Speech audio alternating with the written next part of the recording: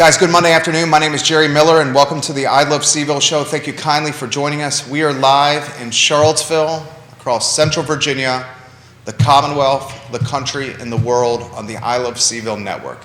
We're grateful for your viewership and listenership of today's show. I think the Monday edition of this fine program is going to be an impactful episode. We're going to highlight the plight of the hemp industry, CBD industry, on today's program.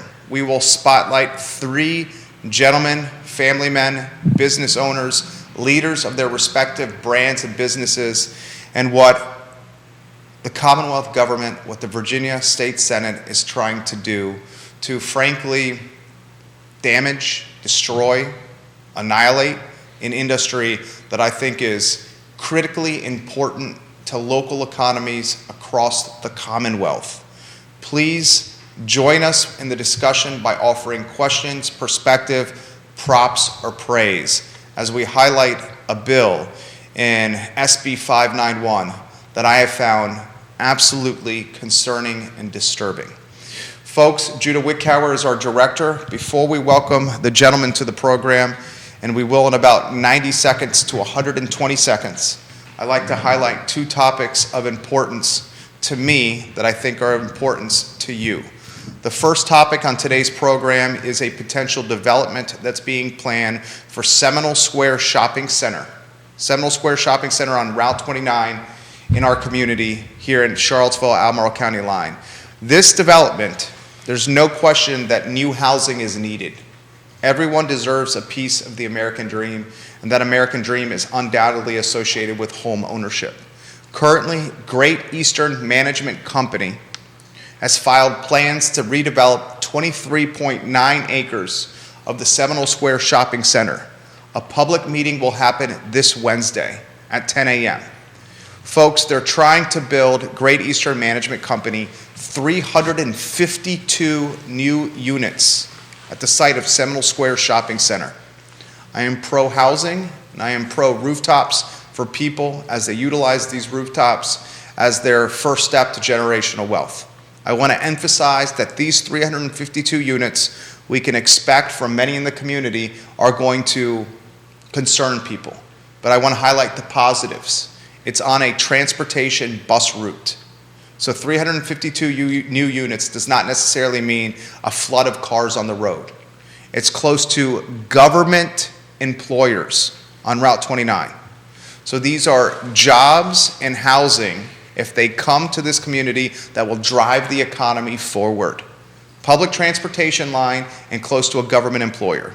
The news of the day, and certainly something you will see on NBC 29, on CBS 19, and in print publications, is Great Eastern Management Company filing plans to redevelop 23.9 acres of Seminole Square Shopping Center and to potentially build 352 new units. Now, folks, one more topic before we welcome our roundtable of experts. I, on this network, have hosted city councilors, Albemarle County Board of Supervisors, state delegates, you name it, we've had them on the program. I've emphasized the importance of incremental tax revenue for jurisdictions. Right now, Charlottesville City Council is considering a real estate tax rate increase of 10 cents. We already know the community is homogeneous and wealthy with its demographic. If we raise the real estate tax rate 10 cents, at the same time inflation is trending at 7.9%, at the same time real estate assessments went up 12% on average across the city, at the same time gasoline prices are upticking, at the same time personal property taxes on cars are going to go up about 24%. What do we think is going to happen to the community? It will get less diverse. So instead of regressive tax tactics associated with rooftops and real estate, perhaps local government should consider new or innovative taxing strategies. And one of them is an outdoor refreshment area, a designated outdoor refreshment area. The acronym is DORA in our jurisdiction in Charlottesville. A DORA, a Biergarten, is perfect for the downtown mall. And we can utilize the revenue that comes from this downtown outdoor refreshment area any way we want. Equity endeavors, school reconfiguration, social justice strategies, you name it. It's new revenue. And new revenue is the best kind of revenue for a jurisdiction. So I implore respectfully City Council to consider what Manassas has done and what Danville, Virginia is doing. Bringing in a designated outdoor refreshment area to Danville to attract tourists and locals and students to their community to revitalize the economy. Eventually, if City Council does not move quickly, there will be Doras all over Charlottesville, all over Central Virginia, not Charlottesville, but all over Central Virginia and the Commonwealth, and it will pull the tax base away from the city. We know Albemarle County is considering a designated outdoor refreshment area right now. Please don't be last to this race, Charlottesville City Council. Judah Whitcower is our director. Let's go to the four-shot, please, sir, and let's welcome a panel of experts on the show. First, our friend David, a brother from another mother, the co-owner of Skooma Boutique Dispensary. Hello. The show is, and the camera is on you. I want to thank you for joining us. I want to thank you for having us. It's our pleasure. Yeah. I want to thank you for being a part of the show. I want to thank you for encouraging AK and Brian here on the show to join us as well. David, why don't we start with an introduction of you to everyone that's watching? Yeah, hello, David Treccariche, local business owner on, I think, the third venture, but we're going to continue fighting it because I'm born and raised in Charlottesville, as anyone who knows me knows, Army veteran, and we're not going anywhere. He is a husband, a father of two. He employs a hell of a lot of people at Skooma Boutique Dispensary. He is born and raised. He is committed to bettering the community through business ventures and through creating new jobs. Right. He's an all-around A-plus guy and someone who outkicked his coverage with his beautiful wife, Kirsty, who is a fantastic woman and part of Skooma Boutique Dispensary. Why don't we get Brian in the mix? Brian, the owner of Hemisphere Farms. Yeah. My friend, introduce yourself to everybody that's watching. I'm Brian Vincel. Thank you for having me on the show. I appreciate it. Hemisphere Farms is a small boutique hemp farm in Standardsville, Virginia, in the town. I have 3 children and a beautiful wife, Carol. She works with the UVA transplant division at UVA. And together we've decided to revitalize a small family farm of 18 acres and chose hemp as the crop that we wanted to cultivate. We've been doing it now for 3 years on the farm, and we've taken basically a very humbled field and cultivated and improved soils and built a greenhouse and have a nice operation now. We've seen a lot of struggles through the industry as we've developed. We got into it. Not a whole lot was known at the time with what was going on with hemp, and we had to educate ourselves and learn for ourselves along the way. But it's been a fun adventure, and I hope to continue to do so and be able to bring hemp products to locals of Charlottesville and in the surrounding area. But shout out to all the people in Standardsville, small town community. Love you guys. Born and raised there, went to William Monroe High School. Green Dragons in the house. Yeah, that's right. Black Knights. Yeah. Sorry.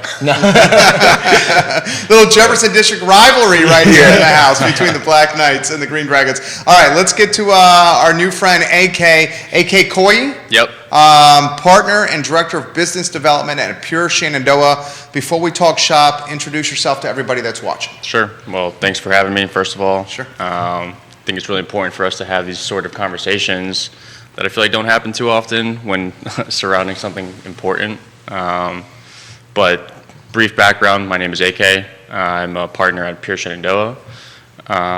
We started the business about 3 years ago. Me and my 3 business partners who are not here today, the Johnson brothers. We started out small. We're born and raised in Harrisonburg, Virginia. It's a large farming community. Having our ear on the cannabis industry with my partner Jake, having experience out west, we saw this fledgling hemp industry growing slowly. And when the 2018 Farm Bill passed, we knew, okay, we're in a good spot. Let's start working with some local farmers like Brian. Let's figure out how to get these products in the ground. We knew that we had to start out small because we wanted to prove the business model for everybody, and it was a very exciting thing for Virginia to get behind. It was this new industry that they were looking to grow. And starting out, I was still in college. It was my last year in college. I was a young guy. We got a young team of guys, so we were really focused on education. We knew that a lot of people didn't know what hemp was. We knew that people still didn't understand the difference between hemp and CBD and marijuana.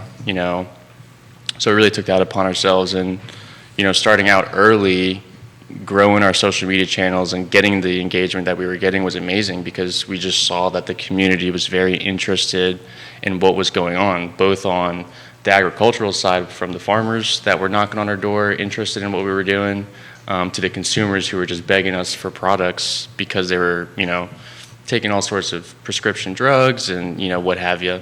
So, starting out, it was nice. We worked closely with the state of Virginia, actually, who gave us a grant called the APHID grant, Agriculture and Forestry Industries Development Grant, which basically promotes new industry, hemp being one of them. We were definitely a shoe-in a little bit for that. So working with their compliance team was really cool. Everybody was getting on board, everybody was learning. And as time went on, this bill is very surprising to me. Let's not dive into it too quickly, but seeing how Virginia can hold our hands and help us through this process, we've done that. And then moving forward, we'd like to think that we still have an effect and they're going to listen to what we have to say, as a community. So hopefully we can shed some light on that.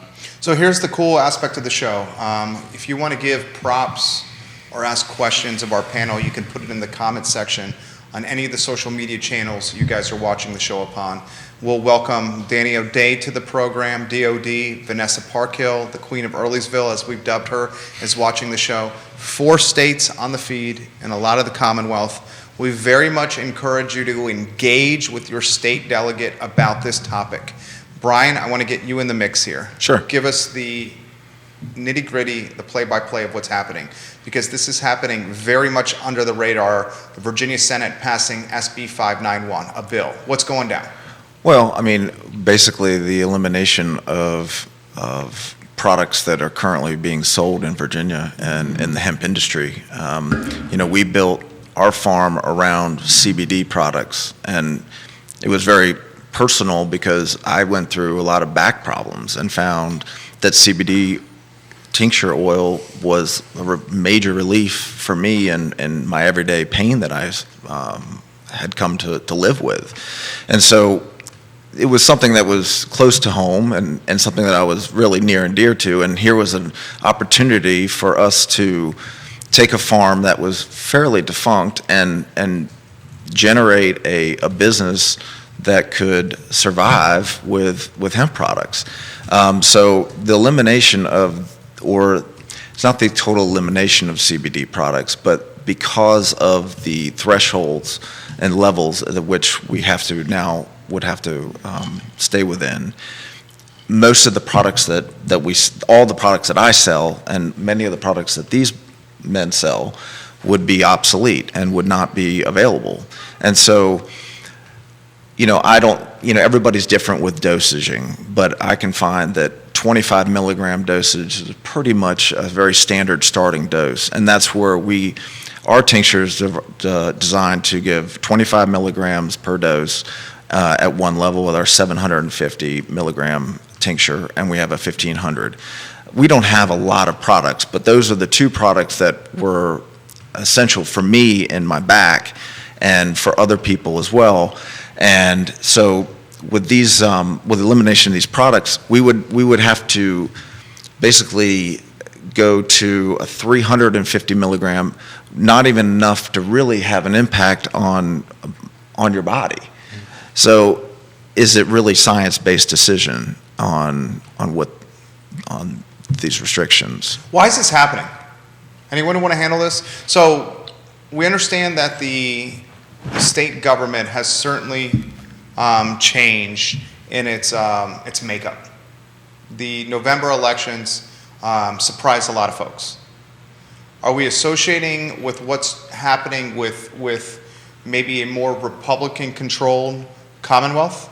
Are we associating with what's happening with a couple of delegates or a couple of state senators leading this charge, because as of 5 or 6 months ago, we were talking on this network that, retail cannabis was going to be a reality maybe sooner than later. We highlighted and championed the incredibly positive benefits of hemp, of CBD, and we championed that cannabis should be as mainstream as alcohol and cigarettes, because the ramifications associated with it are far less severe than alcohol and cannabis, right? And these seem obvious to folks, certainly you guys, certainly me. Why is this happening right now? It's a good question. You want to take it? I have an opinion, but I mean, mine is just not, I don't want to point fingers to it. I know there was certain mention to edibles and packaging of edibles and dosage of edibles attracted to youth, people under 21. And I think that might have been like a very, outlier problem that, might have got blown up and then kind of wide brushstroke painted on the entire industry. So, which is a surprise to the entire industry, because it has been, like you said, the first implementation of this, if you look on the legislative website, is I think the 16th of January. So we're still this isn't something that's been, tossed around for years. This is something that was just brought up, and, myself, and I would imagine, and I know anyone that business associated with me would absolutely willing to adhere to whatever hurdles they want to and hoops they want us to jump through. But we ask not to. With the current bill in place, it would be the most restrictive hemp law in the entire union. I mean, out of all the states, it'd be the first one to be actually putting on a milligram per package rather than like a percentage.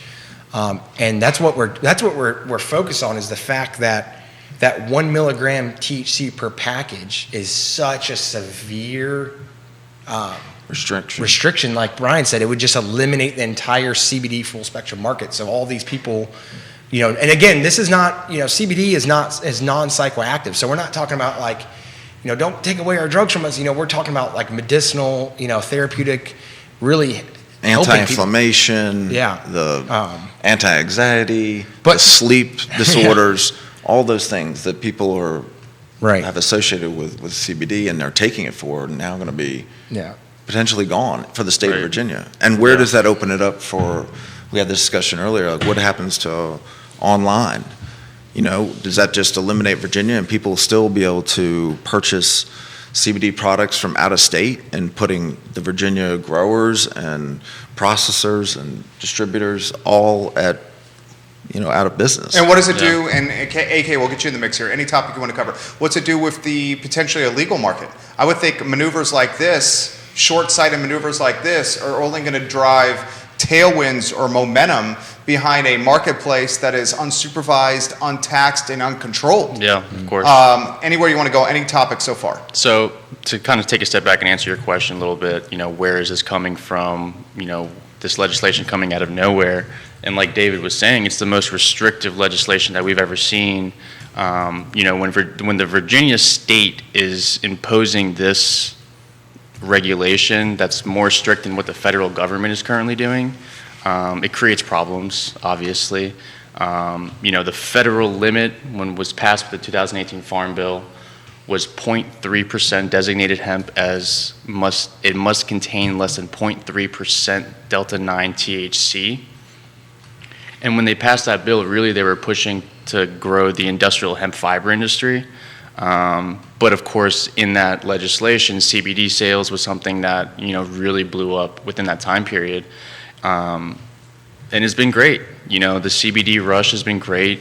We see it all over the country. It started out West Coast. It's very mainstream now. You're able to purchase products online. Big companies out there like Charlotte's Web has been doing this for a very long time. So, to restrict the Virginia market is to push the consumers of Virginia out of state and get revenue spend their money elsewhere, which is a problem. We've been thinking about why it is that they're passing the legislation in the way that they are. And there's a couple things that I personally think are leading up to this, and it's the big pharmaceutical companies looking to gain a foothold on the industry. That's what I think. Yes, the state of Virginia. With lobbying power. I agree. Of course. The state of Virginia has a medical program in place currently, which is not working amazingly.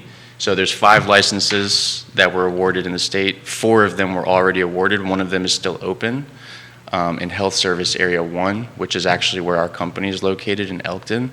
And this license was awarded to MedMen a few years back. I don't know if you know who MedMen is. They're just essentially the Apple Store of medical or recreational dispensaries all over the country. They've got dispensaries everywhere.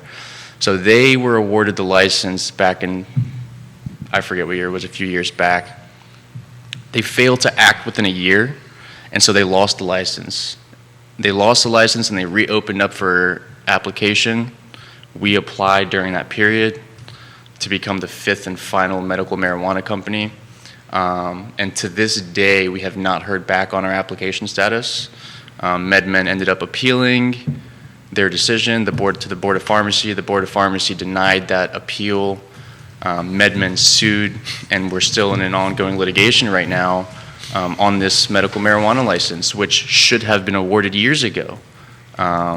So, we're talking about building And that's this. big pharma. I mean, that's big. Yeah, That's now big suing company. our Exactly. It's not, where someone like Pure Shenandoah is a local, small. I mean, it's It's this a guy. small business. It's Yeah. partners. It's Yeah. this Exactly. guy. And they're Yeah. great. And they're a great team. I've worked with them for a number of years now, and I've been always really impressed. They're always on the forefront of this industry, and educate their consumers. They do a great job with their products, and those are the people you want to see obtaining licenses in the state, not people from Colorado or California coming in and just landing here and imposing their will. Exactly. We really want to see this be a local industry that supports local farms, these local boutique shops like David's, and serves our community. Yeah, Why don't we put exactly. this in perspective? And David, you jump in here. So Okay. throw the answer to this and then follow up with your thought. Okay. How many people do you employ? And where do those people live? So 9, and they're all in this central Virginia area, mostly Charlottesville and Albemarle County. We've got Louisa, and they're all, a lot of graduates of Jefferson District high schools, and very interested in this industry and have dreamed about this, just as if they were dreaming about playing guitar or opening a coffee shop. It's the same, it's the same supply chain, the same avenues, the same operation, the communication. We source a lot of our products from Pure for certain reasons. Like Brian, they hold themselves to a standard, just as we do. And if we remove those players like myself or Pure, what we're doing to answer that previous question is sending them all to the black market, right? If they can't go in a store and purchase with their credit card, paying tax, seeing what they getting the lab results, then they're going to do one of 2 things: either go to the medical dispensary at Short Pump or go into the black market. And a lot of our customers, are saying they, for whatever reason, they don't like to, associate with medical. You could have a 2-hour-long conversation about private equity medical dispensaries and why the marijuana consumer over the past 40 years would never step foot in one.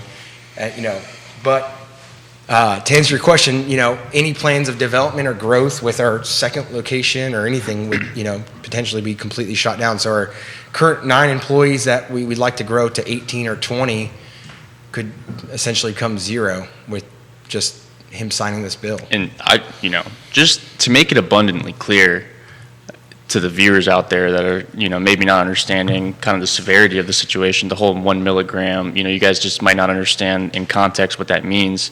It would make 90 to 95% of products on the market illegal currently, as is. All these hemp business owners like Skooma.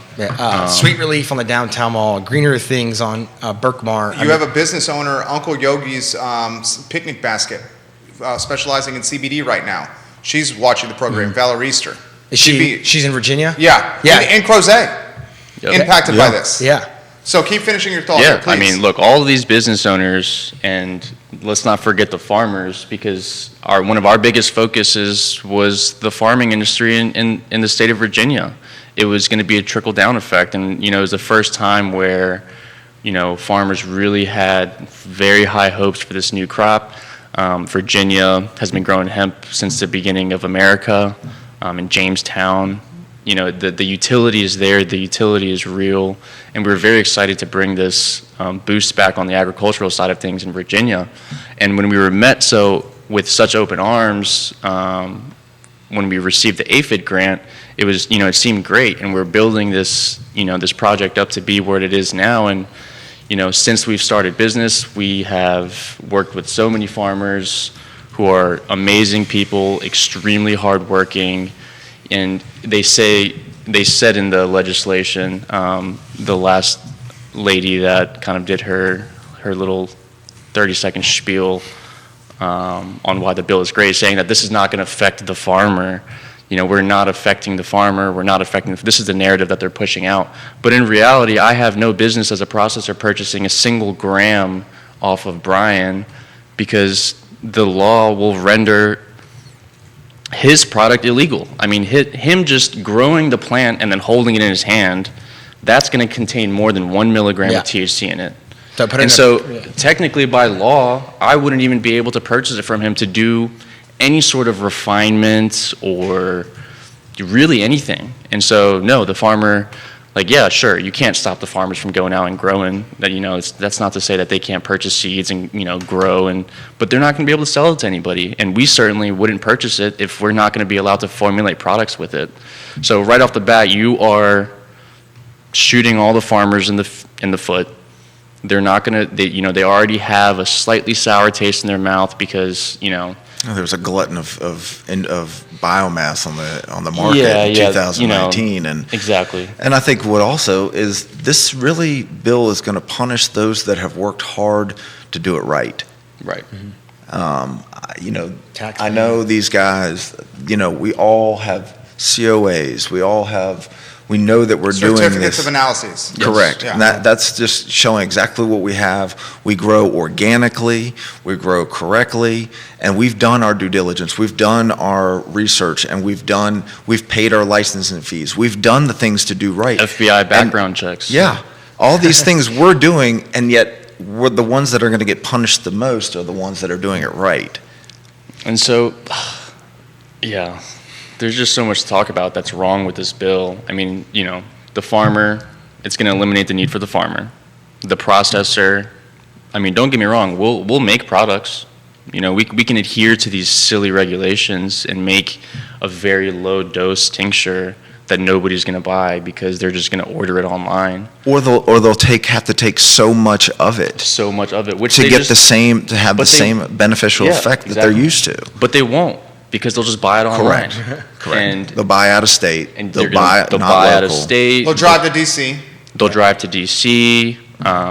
The point is, this infrastructure that we work so hard to develop, and again, I'm talking on the side of business where I'm from as a partner at Pure Shenandoah, working with these farmers, working with the government. Working to get into retailers all over Virginia. We're in over 150 retail locations now throughout Virginia, surrounding states. This is all business that we've generated here in our backyard based on the demand of our consumers that are getting relief from our products. I have pharmacists that carry our products. I have endless stories of consumers who are, moving away from their hard prescription drugs, taking our products. And the shift from opioids. The opioid addiction is just is gone epidemic, and yet this is part of this hemp industry has helped in helping to solve some of that problem. Right. And it's silly that we're having this conversation again. Really, we're sitting here talking about the benefits of CBD as if it's something that's new and right. Yeah. This is not novel. This is not novel. Yeah. This is common science. This is general knowledge now for most people at this point. Why is government muddling this up? Can we say who is doing it? Do we want to? So, I mean, I'll circle back again, and I really don't think that it is a political issue necessarily. I think there's bigger things at play here. I think it's the pharmaceutical industry, because what this bill is promoting or supporting is, the medical marijuana companies. So those 5 licenses that I was talking about, 4 of them are already awarded, like I said.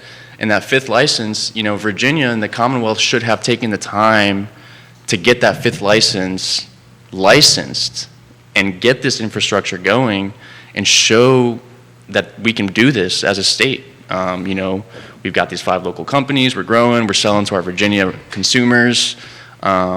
They've failed to do that. We still haven't even gotten an email from them.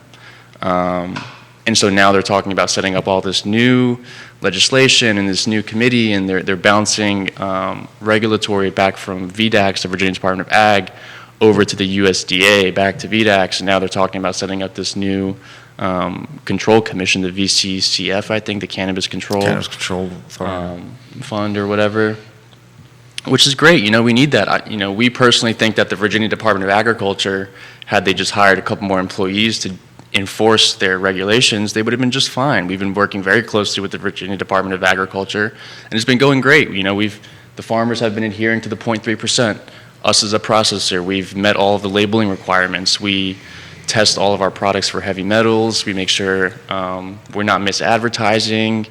Nothing's ever going out the door with the compliance TOA. And when it goes out the door, it goes into a retailer's hands like Skooma, who's now selling it to these consumers. And I check them too. Yeah, he gives me a hard time. He's like, "Where's that COA for the last time?" So we have lots of, because again, it's a local thing. So I get products where I can locally sourced quality, but if there's a discrepancy in that lab test, that certificate of analyses, we'll pull the product. So it's like, that's not a standard in place by VDAX, but again, we're attempting to do the right thing by paying taxes, by having quality controls in place, and they're essentially going to pull the rug from underneath us, and then where the consumers land, it's going to exasperate the black market, which, if that's what they want to do, then, I'm not in a position to sign for or against that, but that's what they're going to do. If you just scale out the big picture, all the customers that come in with their phone and say, "Hey, do you have this tincture?" Well, no, but I'll work with our process and we'll formulate one. And then we formulate these 1-to-1 to 1, these very specific niche products for our customers. All that's going to go away, right? So Here's a good question. Either of you guys take this. It's from Bob Yarborough, watching the program. And Bob, we love when you comment on the show. The comments are always insightful. He says, "Where were the hemp lobbyists when this bill arose in session?" We've been working with lobbyists from day one. We're a part of the Virginia Hemp Coalition. Jason Amatucci does a great job. And really, but this bill really came through awfully quick. How did it come so fast? Virginia Normal pushed for a lot of this. Okay. Virginia Normal, I haven't done too much of my research about them. They claim to be for, I don't even know their mission statement, to be completely honest, but they're just another group in Virginia that's pushing for all this. And a lot of this narrative has come from them. And so that's been very surprising. Again, this bill does not make the slightest bit of sense, really. And I know I speak with some bias because I own a company as a processor, but, taking a step back, even excluding my business from this equation, you are decapitating this growing hemp industry's head off. And not giving anybody a chance, and it doesn't make sense. And the only way it makes sense is because they're pushing for this larger pharmaceutical agenda, and they want these CBD sales to be part of these medical marijuana companies. And if that's what was wanted, then that's fine. Then set the infrastructure up that way from the beginning, and get this medical marijuana program going. Because, and I keep talking about this, but the state of Virginia really failed in this program. You have companies now, and of course I won't drop them by name, but ex-employees talking about how they don't even know how to grow flower properly. And so they're charging exorbitant amounts of money. And so, during this time period, you have these patients who are looking for medical marijuana, which is completely legal now in the state, and they have their medical marijuana cards, and they're going to these medical marijuana companies who some of which are not local Virginia companies, and they're getting charged $60 for a cartridge or $70 for a cartridge for half grams, which is absolutely ridiculous. And you know, if only our farmers made that much money, if only we were making that much money selling these products. So it's a very monopolized-esque kind of feel to the medical marijuana industry right now. And I think they're a little bit on their heels, you know, with, you know, CBD sales and how that's going, because they're not selling CBD and they have people that are asking for it, and they're not understanding the infrastructure of it. And so, you know, the bill is really getting rid of some of this cohesiveness that we have as an industry, and it seems to only promote the medical marijuana companies, which Virginia has failed to even set up completely yet. And so, you know, they talk and they bring these outside consultants in. You know, where were our lobbyists? That's a great question. You know, our lobbyists were there. It seems like, again, there's just these bigger things at play. Yeah, it's just pulled the rug out from all of us Yeah. because, you know, we've all had to invest a great deal to get into this industry.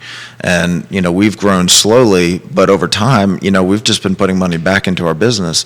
Well, this business may not, I mean, the stuff that we're buying is really very specific to hemp production. Right. This isn't like, you know, grain or corn or soybeans. I mean, these are specialty pieces of equipment that we've got for hemp specifically. If we can't grow hemp, where does that leave us? Well, that question's come in here. Brian, that's a perfect question for you.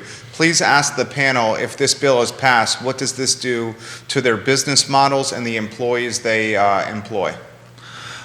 Our model will have to change significantly. I mean, we will have to look at other crop options, to be honest. I mean, what model exists? Yeah. You're going to grow hemp? Yeah, the hemp is really non-existent if you can't sell it. And it's already been a hard product to sell, Yeah. you know, anyway for a farmer. Right. So finding that network of people to sell to that's really difficult. I can't imagine what that will be if this bill passes. Well, like it I would be said, non-existent. It would be non-existent. I mean, you would grow a beautiful flower, Yeah. just like you do, and 1 gram of it, I mean, you know, a couple grams of that raw, this is the most raw form of this product that you can get, is technically illegal.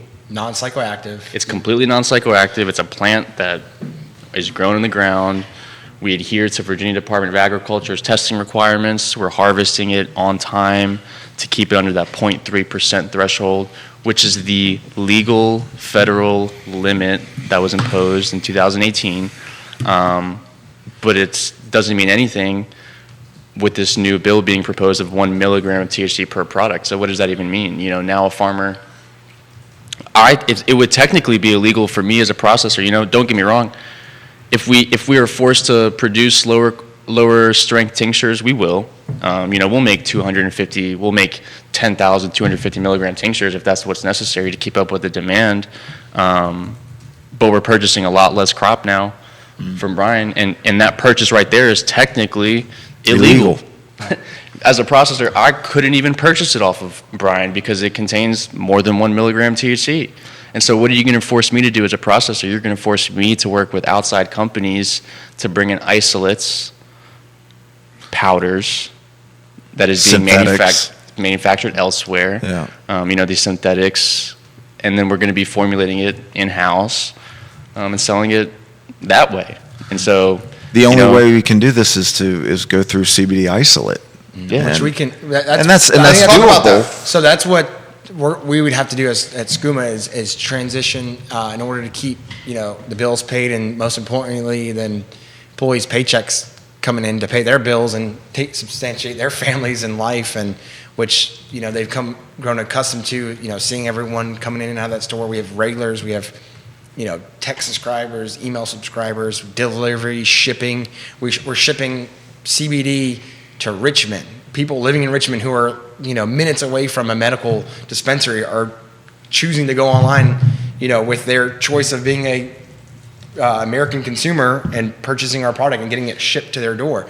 Like, you know, so we're going to have to just improvise. We're going to have to go to, you know, change all of our, AK said 90% of our SKUs are going to become illegal, and we're just going to have to, like, you know, invest in that 10% of isolate-based And the isolate that's proven has not been as effective as full It's as not nearly as effective. Yeah. Just a quick kind of educational rundown of, isolate versus non-isolate products. So when you take a plant that Brian grows, it's all natural, the flowers are going to bloom. We as a processor would purchase that crop off of him, and we would extract that using our equipment.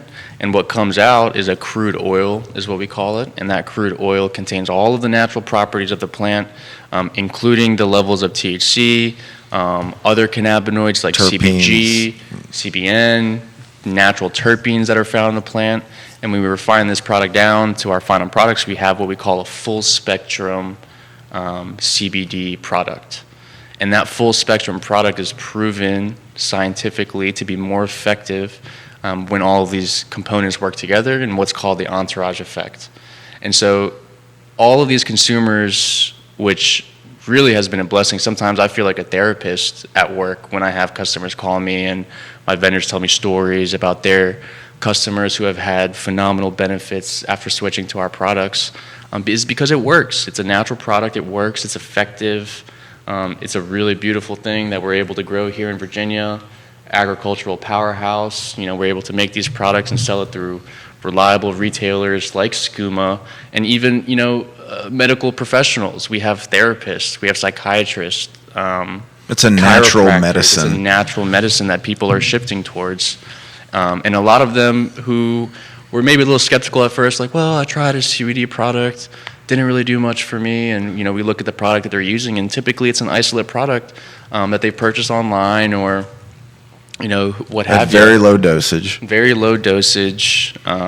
You have to take, I forget the numbers, I don't want to sound wrong, but you have to take a significantly more amount of an isolate product to get the same effect as you would with the full spectrum product. And full spectrum is what the people should be consuming. It's the most natural form of the plant.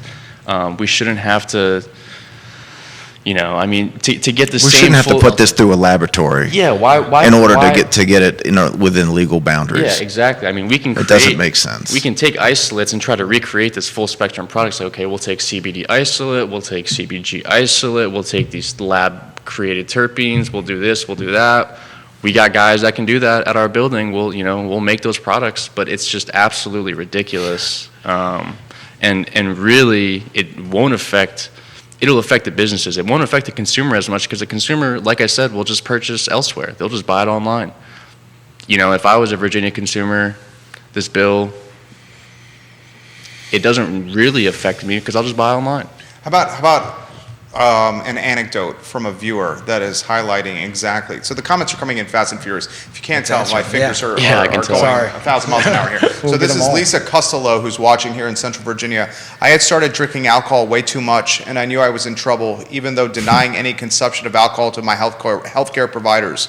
I shared with a neighbor I needed to stop drinking. It was getting out of control, she said, and yet the cravings for alcohol were overwhelming me, she said. My neighbor stated, try CBD. He then came over and gave me a gummy. The craving for alcohol disappeared, and the gummies helped with anxiety and depression and getting a good night's sleep, which was important to me. I thought alcohol was not that bad because it is legal. However, I now think alcohol and tobacco cigarettes are much more dangerous than CBD gummies. And of course, even though CBD is extremely helpful in depression and anxiety, the pharmaceutical industry isn't making any money off CBD, so they're not promoting it. Correct. When the Exactly. COVID shut down churches, but not the ABC stores, they would have closed the CBD stores also. Of course, the state is making money by state-run ABC stores, so that's why they kept them open. I usually do not like putting my personal business on Facebook, but I felt in this case that someone should hear my story, and my neighbor helped me with that first CBD gummy. Please share my story on air, as it could help someone else as well. And these are the Wow. countless Thank you. stories. Lisa Costello, Lisa, thank you. Thank for you, sharing Lisa. that. Yeah, how about this one from Koyee Baggett? Wow. Greene County in the house. Standardsville. Standardsville in the house. Nice. I somehow am very behind on this subject, and I had no idea that this was even being considered. This is ludicrous, and we had taken such positive steps in the correct direction on so many levels for so many different reasons, and this is going completely backwards. Right. This will definitely open up the black market with no control or regulation and remove or no control, no regulation, no taxation. It will put many small businesses out of work and remove much-needed tax revenue from jurisdictions. I'm on board with reaching out to local delegates and getting on board with this fight. This is just opening the door for the big pharmaceutical companies to take over, which will undoubtedly cut our small local businesses off at the knees. This is disturbing. Vanessa has this for you guys. Vanessa, we love when you watch the program. So 3 comments for you guys.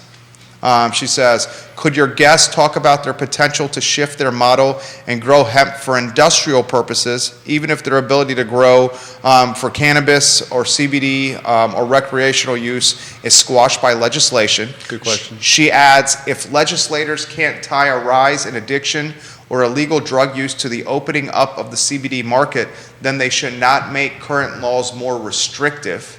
And she concludes for you guys, and then feel free, anyone to jump in on this. Vanessa Parkhill, great comments. Do the isolate products, isolate, is that the right word? Isolate. Yeah, isolate. Yeah. Do the isolate products come from U.S. manufacturers or from other countries like so many of our pharmaceuticals? Both. Yeah.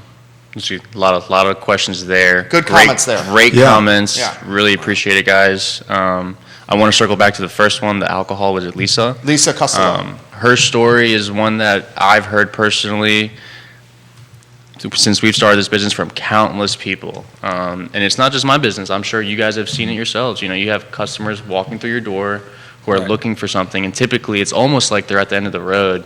And they're like, I need something. Yeah. Nothing's working for me. You know, the alcohol is not doing it. My anxiety medication is not doing it. And then they're switching to this natural medicine and seeing profound effects. Like I said, we sell our products with pharmacists, psychiatrists, chiropractors who are I have a moving all these- cardiologist that recommends it. Yep, exactly. All these people that are, you know, recognizing the science of it, and the people are seeing benefits. So, you know, starting out years ago, nobody knew what CBD was. You know, when we started the company, everybody thought we were growing marijuana in our backyard. So education was a big aspect of it, and people are finally starting to realize the effects of CBD. And it's not a political issue at this point. It's not, you know, we don't agree with marijuana, therefore we're going to make CBD illegal. I don't think that's the case. I think, you know, from the lawmakers that we've been talking to, from the left and the right, they both understand the value of this product.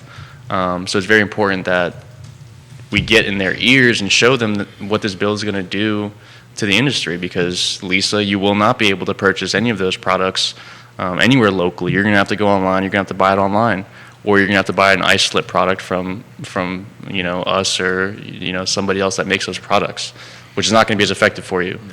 So I'd like to touch on Vanessa's question. Vanessa Parkhill. So, Vanessa, for me, we're a small farm, and small farm, I would categorize anything under 20 acres. And so if I were to switch to industrial hemp as a fiber source, I don't have the acreage that would really allow for me to be profitable. And also it's, you know, it's a whole different dynamics as far as equipment needed. And we're talking big grain drills and harvest round bales and harvesting. So it's a whole different shift it would be for us, not to mention 18 acres is just not enough. You really need to be, you know, large type of farms, 100 acres at least, I would say, to be in a position of profitability. And also, it's just the processing is just now getting started. I know that Pure Shenandoah is on the cusp of it, and they are working on getting that part of their the industry going, and they've been more on the forefront of it. But right now, it's still very in its infant stages, and there really is not a great market for it at this point. But it's growing, and it is a budding industry. But for now, it's just not something that a small farm like we can sustain. It is a great industry. It's a great question. I'm glad you have your ear on industrial fiber. It's a great answer. Thank you, Brian. You know, we at Pure Shenandoah are currently building out a second facility that's focused specifically on industrial fiber. Industrial fiber, for those of you guys that don't know, is grown very differently from CBD. You grow CBD and CBG, and these, you know, when you're growing for cannabinoids, like CBD and CBG. You're growing these plants spaced out, more like tomatoes. It takes a lot more care, a lot more one-on-one time with the plants. It takes a lot more work, and the harvesting is different. With industrial fiber, you're able to grow it like you would any other commodity crop like corn or hay. There's a saying out there, if you can farm hay, you can farm hemp. Not everybody can farm hay. Not everybody that's in this industry right now has the capabilities of growing this mass scale, like Brian was saying. Maybe 100 acres. I'm hoping we can achieve profitability with less than that, and it seems to be the case. It's just that. Well, the you're farmer absolutely right. The would have farmer a would hard have to- time. the farmer would have to grow much more of this crop, and he or she would have to be a great farmer. And the farmers that you deal with are more diverse, Right. and have other crop Yeah, revenue coming in exactly, typically, and they may exactly. dedicate 20 acres or 5 acres to the hemp to see where it's going, to see if that's a shift they want to make. Exactly. But it is, it really needs to be, if you're going to be your primary focus, you need to have large acreage. No, of course, Yeah. absolutely. And this bill doesn't affect industrial fiber at all, because industrial fiber doesn't produce any cannabinoids at all, and the plant's used just for building materials. Eventually, will be used for feed when you harvest the grain and things like that. So it's still an industry that's going to grow. I don't think it's going to be affected too much. What we're really focused on right now with this bill is the cannabinoids. Are the cannabinoids CBD? This THC stipulation here, this 1 milligram per final product, like I said, is going to make 90 to 95% of products illegal. It's ridiculous. I mean, our best-selling product right now is our Calm 1,500 milligrams full spectrum tincture. It has been changing people's lives. I've had people call me on the phone crying about how it's provided newfound relief for their loved one or for themselves, or I have a mother who calls me every month about her child who suffers with autism, and no doctor is able to give him anything that's helping. And in fact, a lot of doctors are against recommending CBD for their children, and they're seeing the benefits from it. And so we hear all these stories, and we see all of these with our own eyes. And so it's really hurting to see that the state of Virginia is doing this in what seems like a power grab for the larger pharmaceutical industry to gain a foothold on Virginia. This really question's come unfortunate. in, and this is Bob Yarborough. Bob, another great question here. We've dubbed him the king of red fields, watching the program, Southside Charlottesville, in the house here. He says, bottom line, straight up, where's Glenn Youngkin on this?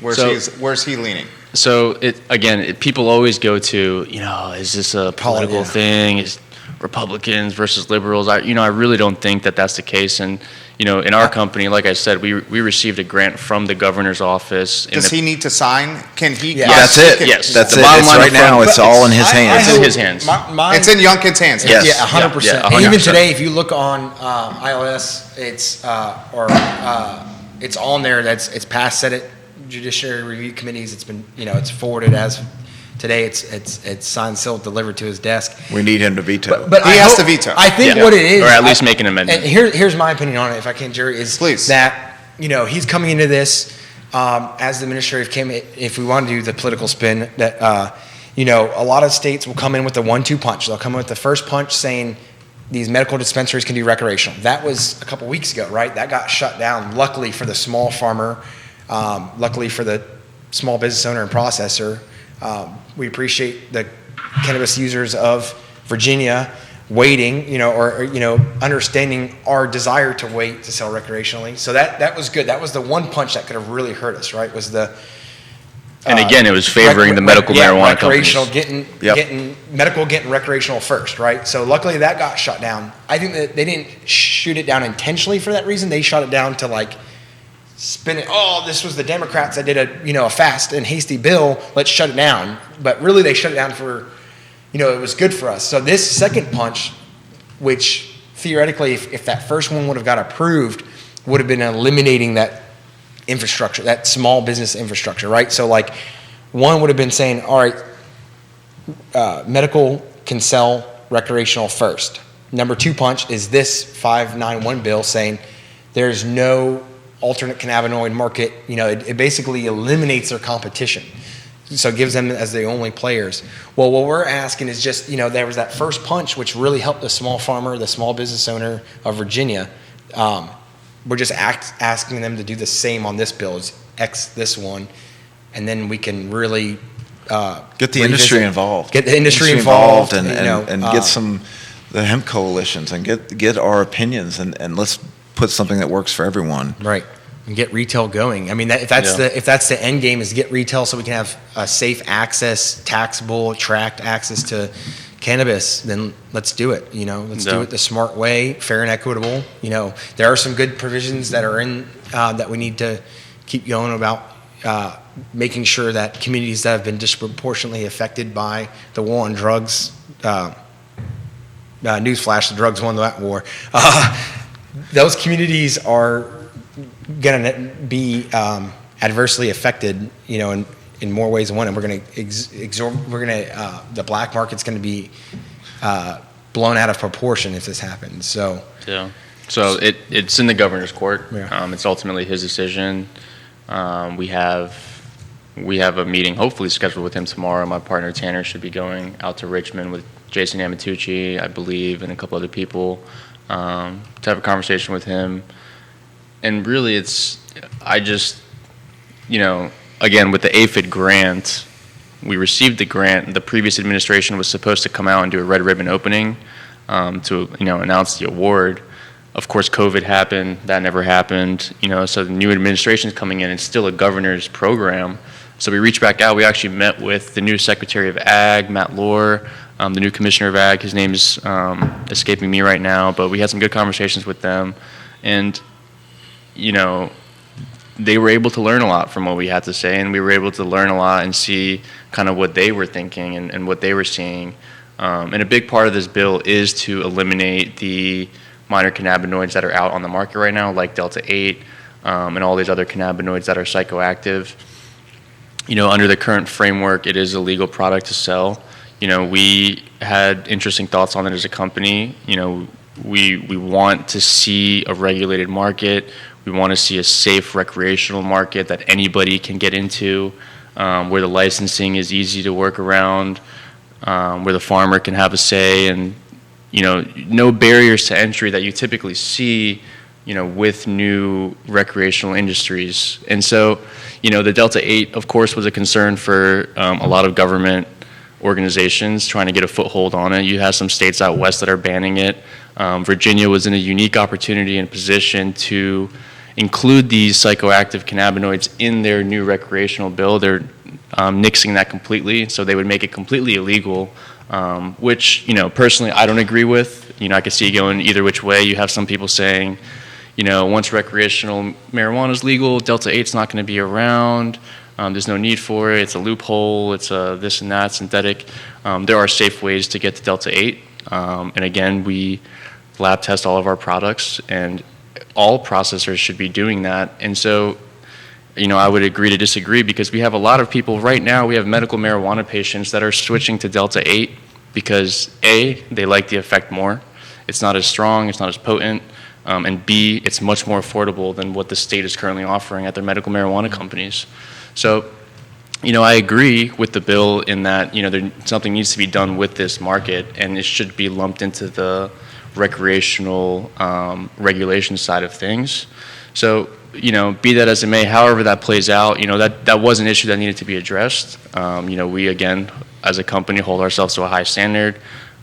We encourage all companies to do the same, which they are. Nobody, again, you said it right. This bill hurts the people that are doing it right. And so it's just very unfortunate to see. And so, that side of things I could see, still sticking with this bill. But what they've done extremely wrong is lump in this, it's all THC now. It's 1 milligram of THC, and this includes non-psychoactive products like CBD, CBG, CBN. It was, I think the last hearing, congressional hearing or whatever it was, some lady consultant, I forget her name, Dawn something, who is the quote-unquote expert on this, and she starts off with, I've been studying the industry for 3 years now. It's like, well, the industry's been around for much, much longer than that. And a lot of the things that she was referring to, just little things, improperly naming biomass and just, small industry terms, which for us, maybe we're in the industry a lot, so like little things like that are a big red flag for us. But it's kind of answering to that question of how did this happen so fast? Who's pushing all this and who's doing this and who's doing that? If you read the bill, it wasn't written by a politician. It's very... Yeah, it's very concise and dense. Yeah. I don't want to dog on her, but she made it a point that she was, and I have no financial backing and any blah blah blah blah. It's like, okay, well, why'd you say that then? You know what I mean? Like, there's no, if you're not doing something, then why say it? But anyways, I'm on my high horse right now. But it seems that the government was consulted by people with special interests, where it's going to positively benefit them. So that's the issue here, and unfortunately now it's out of their hands even, and it's now on the governor's court. So really, ultimately, it's going to come down to him. And I hope that we can get this message out, and I hope that they can get understand what's truly going on, and really just take a step back. Just take a step back. Let's not rush into this. What's the timeline that we expect a response from him? Could be happening right now. Any day now, I think. And we don't know the timeline of when it would be initiated. July 1st, we right? think July 1st Right. Is when they would, if the bill passes this week, then they'll say, July 1st, or we don't know. I mean, they could say cease, cease If the bill everything. passes, what happens to Skooma? We're going to have to really. I'm trying not to think that far, but I'm brewing some ideas because we're going to have to be creative. I mean, in order to keep our employees employed, I'm gonna have to get creative, and it's a challenge, I'm ready to accept if we have to go that route. I hope I don't have to, because our customers, our employees, it's becoming, we're part of the community now. Mike Rohde right next door to us, Tony at Chaps, everyone's becoming, we're members of the Downtown Business Association. We're doing everything the right way. We're paying state sales and use tax, Charlottesville city taxes, payroll taxes, FUTA, SUTA, unemployment, we're doing it the right way. So it's like that thing, it's like, you can come play, but then again, that rug, it's like, okay, now what are we going to leave with our tail between our legs as criminals, or, no, we're just going to have to adapt, and I don't think we're of the size that we can afford this sort of crushing blow to us. Yeah. I mean, we're not a big multi-billion-dollar company. I mean, I'm like you said, I'm fully invested. I've already sold my rental property. You should highlight that. I know this guy firsthand, guys. Yeah. David is as good a person as it comes. He, like I said, a husband, a father of two. Put in perspective the skin in the game you have here.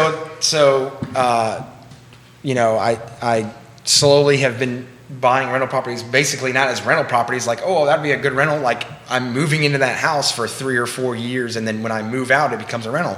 Well, so now those are being sold because I'm using that capital as, investment into the business. So I'm investing because it's a, tax-paying LLC with, legitimate business that I can grow and Rent on the mall. So Mr. Kajin will be out of a couple grand a month. No, we're gonna fight it.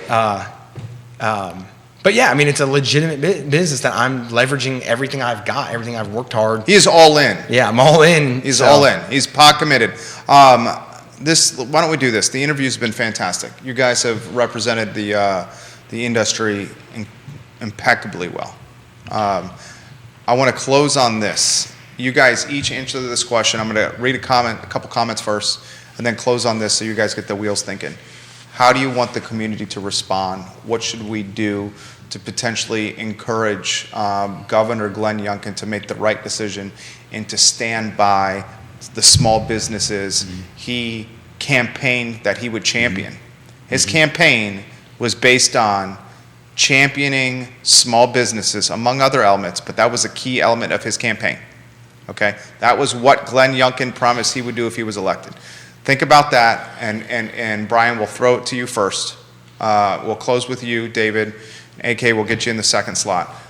Danny O'Day, not many people can take a significant personal setback and turn it not just into a business, but into a thoughtful and forward-thinking career that's good for the community around them. Props all the way to Brian on this. He also says, what does it do to the legitimacy of Virginia as an investment state if this happens to the industry?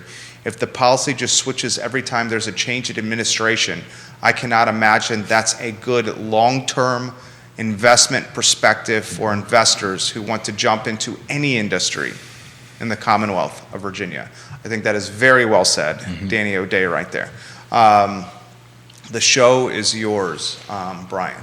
What would you like to do? What would you like to see from the community associated with this bill that's on the governor's desk? I think it's just outreach to your local officials and your state delegates, and we all have to voice our opinions and let it be known that this is not okay. And then beyond that, it's supporting local, support local farmers markets, and not just in the hemp industry, just all local businesses. Small businesses need to survive, and they're the backbone of this country. And we cannot let big pharma, big companies, big corporations overrun us, and we have to have our voice be heard. Well said. Thank you. Very well said. Show's yours, sir. I mean, you said it really well, as what I would like to see. I mean, at this point, all we can do is reach out to your local delegates, reach out to your local representatives, and have them hammer those phones and let them know that, hey, this is your area, this is your locality. You have XYZ business. If any hemp business owners in there that are listening in, reach out. It's very unfortunate that this bill has made it this far. Right now, it's in the governor's court, and there's nothing that we can do other than get into his ear and let him know. Let your local decision makers know to get in touch with them and make something happen, because, as Brian's saying, it's very, very unfortunate. My heart goes out to the farmer, my heart goes out to the consumer, and my heart goes out to the retailers, and processors. We still have yet to develop, what the state can truly do. We're only just getting started, and the rug is being swept out from under us, so it's very, very unfortunate. And like David said, we'll adapt. We'll make things happen, but the state of Virginia is going to say goodbye to all of the revenue and all of the potential future revenue that is coming from these small businesses. And it is not insignificant what we have done as a hemp industry in the state of Virginia. So get on the phones, I guess. Well said. Well said. David, the show is yours, sir. Okay. Contact Governor Youngkin.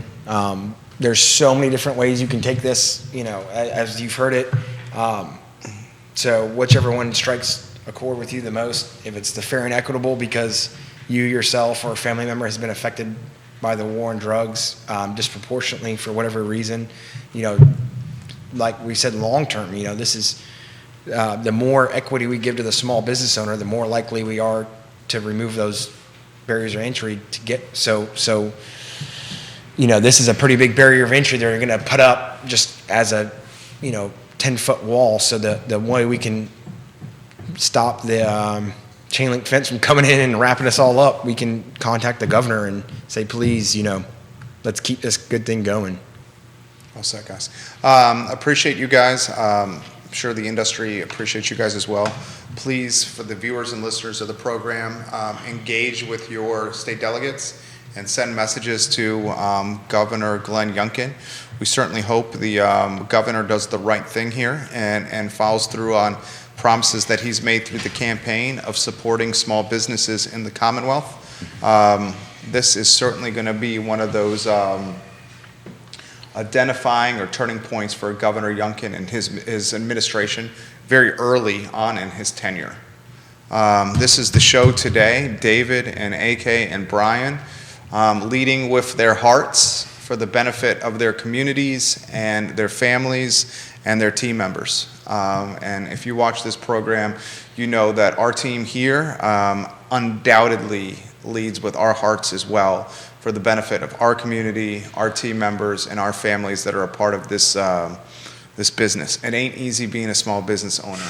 And the last thing you need as a small business owner when every day you're trying to survive and keep the lights on and pay the tax bills is to have the entire landscape of the business change overnight on you.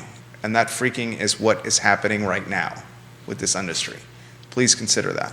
For AK, Brian, and David, and Judah, our director, my name is Jerry Miller, and this is the I Love CVille Show on the I Love CVille Network. Take care, guys.